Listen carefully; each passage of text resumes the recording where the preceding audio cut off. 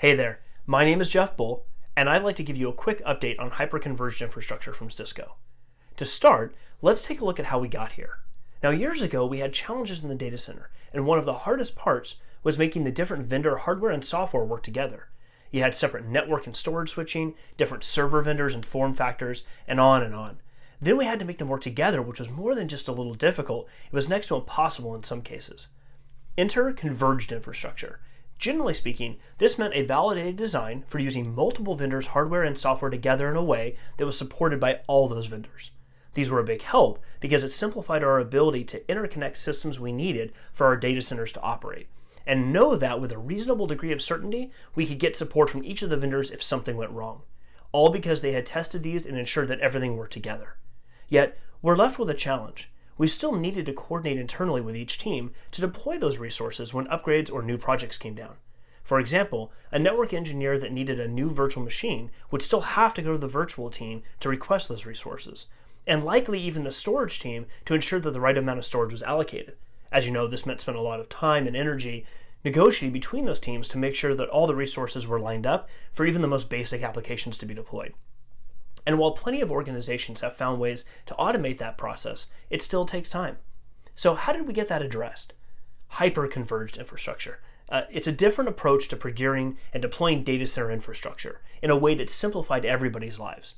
It also allows us to act more like a cloud scale company in how we deliver compute, storage, and networking. Okay, so what do I mean by cloud scale? With most cloud platforms, AWS, Azure, you go to a marketplace and order some number of virtual machines, either for running an operating system or for running a container, order the storage to go along with that, and the amount of network bandwidth that you'll need. It's all bundled together in a simple tool for management and orchestration. Unfortunately, for on-premise data centers, there isn't an easy way to accomplish that unless you spend a lot of time and money on big and hard-to-deploy tools. Hyper-converged infrastructure allows you to simplify a big part of that by bringing together network, storage, and compute into a single platform and use it to add capacity to your existing data center with minimal effort and very little time spent. At Cisco, we leverage our UCS compute platform to do this by bundling it all together into a single platform called Hyperflex, using software to make it very easy to deploy and in a predictable way. To simplify even further, we leverage existing management tools so there's no interruption to your current process. With Hyperflex, our goal has been to make it easier for you to deliver additional resources to your business when needed and in a predictable and cloud-like way. In the latest release 3.0, a number of features were added to support these goals, including support for both Microsoft Hyper-V and Kubernetes using Cisco's container platform. Now, with plugins for both VMware and Microsoft, you're able to seamlessly integrate Hyperflex into your existing data center. Stability for your business critical applications is always a concern, and due to its maturity, Hyperflex is now being used by organizations to run applications such as Oracle, Exchange, Epic, and SAP. Scaling out easily and quickly is key to a flexible data center as well. So now we support clusters of up to 64 nodes. That's 32 Hyperflex nodes and 32 compute only, meaning you can expand compute and memory without needing to add storage too. Stretch clusters, those are active clusters stretch across a geographic distance. That's also supported now. We've also included availability zones to help minimize the effect of too much of your data being stored in too few places. Also, we've added a ready clone feature to simplify the process of spinning up virtual resources when you need to do some application testing. Finally, we've included additional hardware options such as large form factor drives for high storage needs and Intel Optane support for caching use cases. Next, let's take a look at Hyperflex and see some of these features in action. To start with, let's take a look at the Hyperflex Connect dashboard. From here, we can do things like deploy new Hyperflex nodes into our environment, modify the existing nodes, check performance statistics, etc. You'll notice here on the dashboard, we have several things such as operational status, the number of nodes, and some statistics about how those nodes are operating. I mentioned earlier that you can now scale up to 64 nodes total, 32 of both converged and compute, and you can see here in the middle of the screen that we have an inventory that tells us that we actually have 6 nodes, 4 converged, 2 compute. So now you really have the ability to not only scale into whatever size you need, whether it's adding more storage or just adding more CPU and memory, but you can also get a better idea of what's happening here from this dashboard. Now, while that's interesting, What's more compelling is using the existing tools you already have, such as VMware's vSphere or Hyper-V.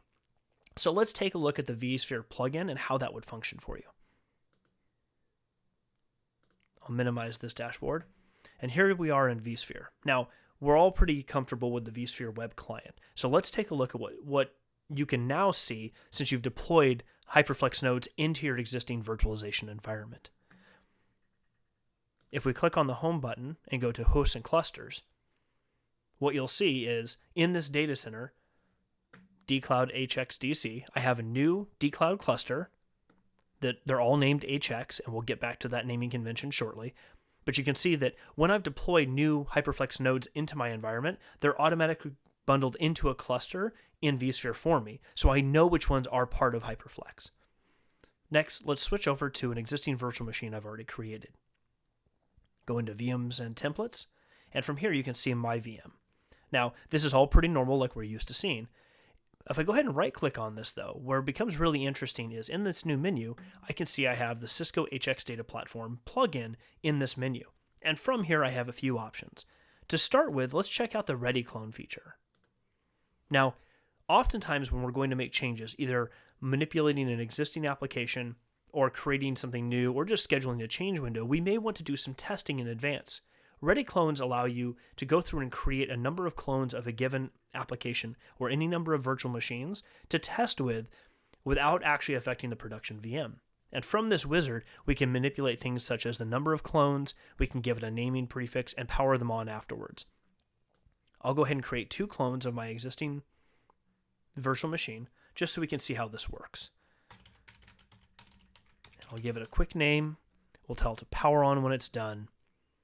And when I hit OK, within moments what you'll see is those virtual machines start to populate into vSphere. In addition, we can still do things such as snapshots by going back to the plugin and selecting snapshot. Now, why this is so important is because Hyperflex as a series of nodes, and the technology is really cool, but where it becomes really, really powerful for you is you're simply deploying in a simpler way new nodes into your existing virtualization environment. They just happen to come with some underlying hardware that helps manage them much more effectively. To really see that, and since we know that this is based off of Cisco UCS, let's take a look at what actually happened in UCS when you deployed this. I'll go ahead and minimize vSphere, and we'll see that we're here on the UCS Manager portal. Now, we have UCS running in the background, and when we deploy these new Hyperflex nodes, we essentially got new servers into our environment. So if I click on the Servers tab, what you'll notice is that under Service Profiles, we have a new sub-organization called HX Cluster. So automatically when Hyperflex was deployed into your environment, we automatically created a series of service profiles for Hyperflex that are pre-configured and ready to go, so you don't need to make them. This automates the whole process.